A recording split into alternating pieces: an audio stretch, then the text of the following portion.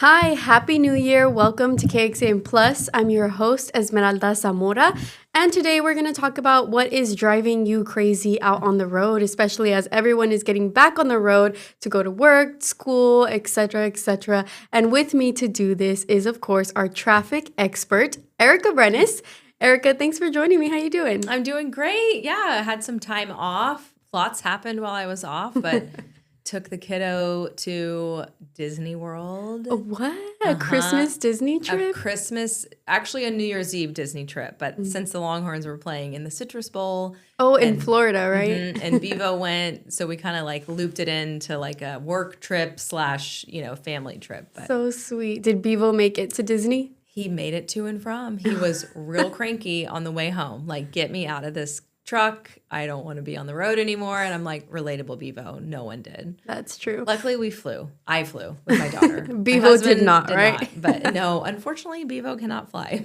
Unfortunately, maybe one day we can get him in the air. Figure out a way. Like even if it could just be like a low flying plane, that would be better. It's just the altitude. Just have him strapped by his stomach, just hanging. Okay, maybe not that. He needs like the lap of luxury. Like we need like a private jet that just flies at like, I don't know, some low altitude. So he never deals with like altitude sickness. Yes, they really can get altitude sickness. But anyways, it was fun. But while I was off, the 183 North toll lanes opened, or at least some of them.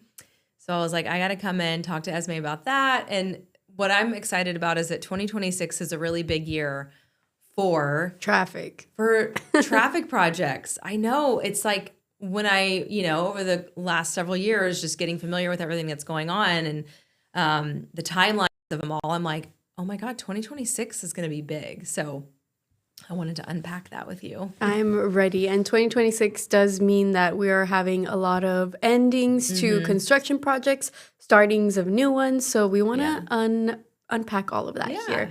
What do you have for us? What's the first topic? So the first thing I wanted to do was at least give you a live look at 183 and McNeil. This is where new toll lanes are open. So you see those new white delineators. The little sticks. The sticks. Oh, live camera is I know, a the little live laggy. camera is not the best. It's a little sticky. But yeah, northbound, that's what you're looking at. Northbound 183, toll lanes officially open.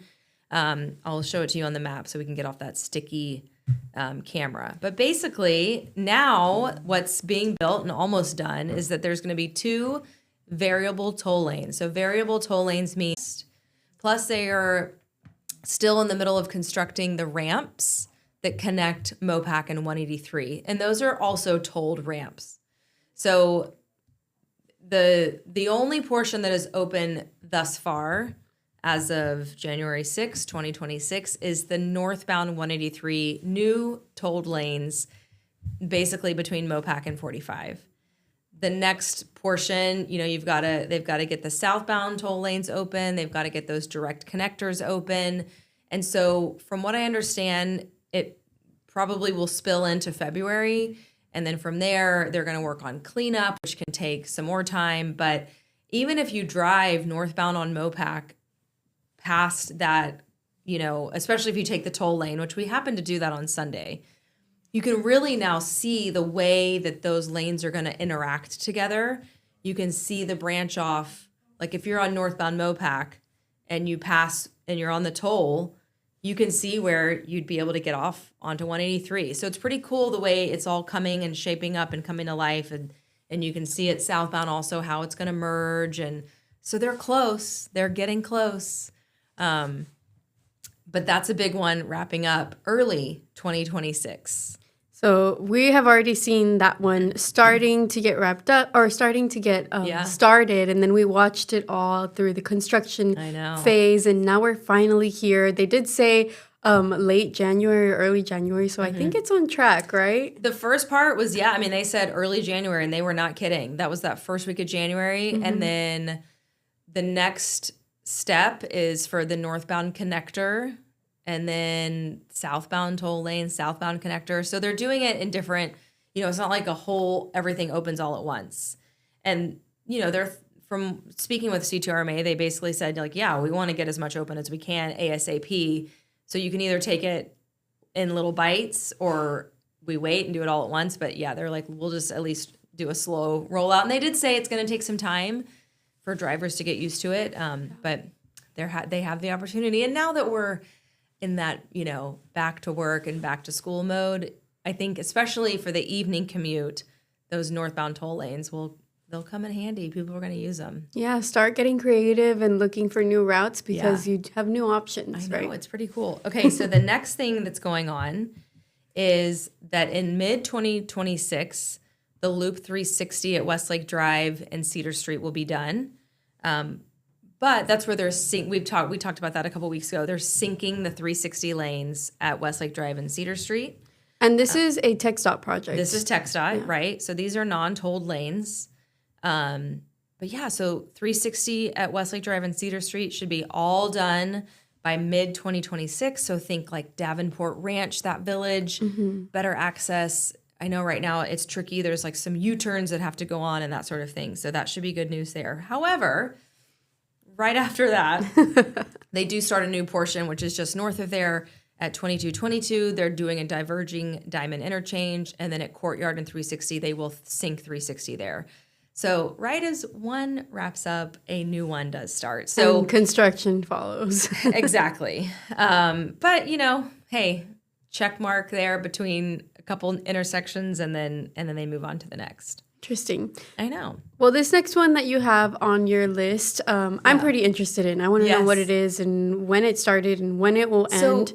Yeah, the Oak Hill Parkway is a very interesting project. So for newer Austinites, this is something that has been decades in the making. This is, not in necessarily the exact footprint, but when you rewind the clock to a growing Austin, in particularly South Austin, Oak Hill Parkway, you can't talk about the intersection of US 290 and Highway 71 without talking about what is commonly referred to as the Y at Oak Hill, because if you look at the map, it sort of makes a Y. Let's see. But now, and so up until, mid-2026, but up until now, it's been a traffic light right there. So it's a, T section, sort of Y sectioned. Traffic light? Yes. Wow. I know. And there's also other major intersections like at William Cannon in 290. That's a big one. At Convict Hill in 290. At Circle Drive, at 1826. So there's been some major intersections right here that just, you're on a U.S. highway and you're just constantly stopping at traffic lights. That's annoying. And then the lights, the timing of the lights is also always an issue, right? Right. Totally. And that whole area has grown so much. It's interesting because when you look at the makeup of Austin, we have underneath portions of the city, the Edwards Aquifer. And so I think you had mentioned you saw like a video on TikTok the other day of a gal trying to, explain this. But so you have environmentalists that have historically really fought to have limited development when it comes to highways and new roads and that sort of thing. And whereas you don't have the sensitive recharge Edwards Aquifer zone under North Austin.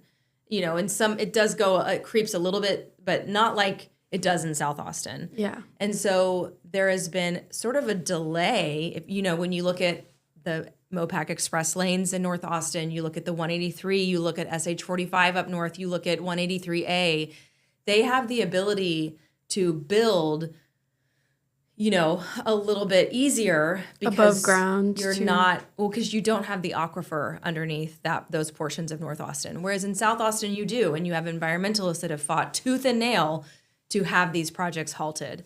And so it's taken a really long time to get 290 and 71 upgraded to not have a traffic light there. So there's some history there, which is, I think, what makes this project particularly interesting. But yeah, mid-2026, the Oak Hill Parkway project will be done, which is crazy to think about. Yeah. So what they're doing is there will be a new flyover at 290 and 71. There are new lanes being added between Mopac and Circle Drive. And so, there's already a lot of progress down there, but this is going to be big. And, eventually they'll continue on 290 all the way into Dripping Springs. Wow. Trying to improve some of the flow of traffic there with the traffic lights on 290 from Austin to Dripping Springs. But right now, we're focusing on South Austin. this here from Mopac to Circle Drive. And so, for just a couple more months, and you will no longer have to stop at a traffic light through that whole Southwest corridor, which is going to be crazy. Well, the fight between, like you mentioned, those environmentalists, we're hearing why they're worried about it, but why is it so important that we get this project up and running and done? Well, I mean, you have to kind of, and obviously there's a lot of environmental studies that get conducted and that sort of thing, but, you're weighing, right, the impact on the environment of a highway construction with the impact of, on the environment of vehicles sitting in traffic. So, I think it is one of those double-edged swords with a growing community like Austin of like, well, you have to accommodate this growth, but you have to be a good steward of the environment. And you have a lot of people in Austin who, that's their mission, to be as best as possible. It's part of the reason why there's something called the SH45 gap. And I don't have a map built for this, but if you look on our website, SH45 gap, you can see what I'm referring to. But that isn't done in South Austin. I know I feel like you're pulling up a web article. I heard you clacking away. But I wonder if we have a map there that we can pull up. So if you look at the map, Mopac ends and becomes SH45 down there in Southwest Austin. So, and then on that right side, that's I-35. This is 35. Correct. Yeah, and then on the other side is like Southwest Austin. Well, there's not a highway that connects the 45. So there's this gap, which is why it's called the SH45 gap. And so that's a situation between Hays County and Travis County and the push and pull between those two counties of wanting to get this built. But as of right now, it remains a gap. So, and it ends at 1626, and it will for who knows how long. And when you look at also just the topography of South Austin, for instance, Mopac, part of Mopac goes over the Greenbelt. So when you look at expanding Mopac the way that you did in North Austin for South Austin, it's not the same. You have a jewel of the city of Austin with the Greenbelt, and then you also have it goes over Lady Bird Lake. So it's just a little bit different in South Austin than in North Austin. And so it's going to be more expensive. You're going to be building, if they ever get to build the Mopac South project, which is basically a mirrored image of the Mopac North express toll lane. Extending it. Yeah, and I think in a perfect world you would be able to do that, but it's far more expensive to build over Lady Bird Lake and build over the Greenbelt, which are two things in South Austin. So we'll see where it goes, but a lot of the holdup is from environmentalists who will file a lawsuit and that sort of thing, and it sort of just gets stalled out. With the Mopac South project, I feel like there was some momentum, and then with the pandemic and with lawsuits and that sort of thing, it hit a halt. A halt. But it's been a topic of conversation in my 3 years at KXAN, so we'll see where it goes. But I just think it's exciting that 2026 you have these major projects that are going to wrap up, and so from the traffic nerd standpoint, and then we might start some new ones towards the end of the year. I mean, we're not even talking about I-35. I know. Listen, that is still under construction. Yeah. Yeah. Yep, for many years to come. And when you talk about that gap, the first thing that comes to mind when I reflect on why it's so important that we keep these projects is, what if one day we do have a natural disaster here and there's not enough routes for us to get out or get out of the west side of town and come into I-35? So it's important. Good to have options. I mean, I think, you speak to that. There's a community called Steiner Ranch in West Austin, and years ago there was a major fire, like a wildfire, grass fire kind of thing. And that became a big issue because there weren't enough ways to get out of that neighborhood, and it's a big neighborhood. Sometimes there's only one way in and out. And I I do, if I'm trying, this is going back a while, but I don't know, because there's like Quinlan Park and Steiner Ranch Boulevard, and I'm not as familiar with that as far as exactly, but like, I'm pretty sure back then there was only one way in and out. And so that was an issue because you've got emergency personnel trying to get in and out. You've got residents trying to get in and out. And any kind of accident that happens. yeah. Yeah. It's always, which is, I know I like can go on these tangents, so follow me, but squirrel. I think that's going to be really interesting with the upper and lower deck split of I-35. They're going to get rid of the upper deck. So I love that upper deck. Please don't every get rid now of and then that it comes upper in deck. handy. Yeah. Well, that's not going to, so now if I-35 is shut down because of a deadly crash during the rush hour, Everyone's you're not going to have getting an upper stuck. deck option. Yeah. And it doesn't always work out perfectly, but like it is another option, but it's going away. So, it's also interesting to me. It's time to find some new routes. I know. Make that if only it were easy to build. I see, and I wish we had the metro rail that was going to go down to Southwest Austin. I think that would be really popular, but not right now. Not right now. No. Well, we've talked about all of the projects wrapping up in 2026. Hopefully later in the year, we'll talk about some new projects coming this year. I know. I'm sure in a couple months we'll be able to talk about Oak Hill Parkway. Excited. Yep. And all of those projects are here on our website, KXAN.com. We have a fun little video on here about the 183 North Yeah, project. they did like a video. We should actually go do a new one, to be honest. But yeah, it's something we'll continue to cover, and I talk ad nauseum about in the mornings. Yeah, 3 major projects that you should have your eye out on. Yeah. Yep.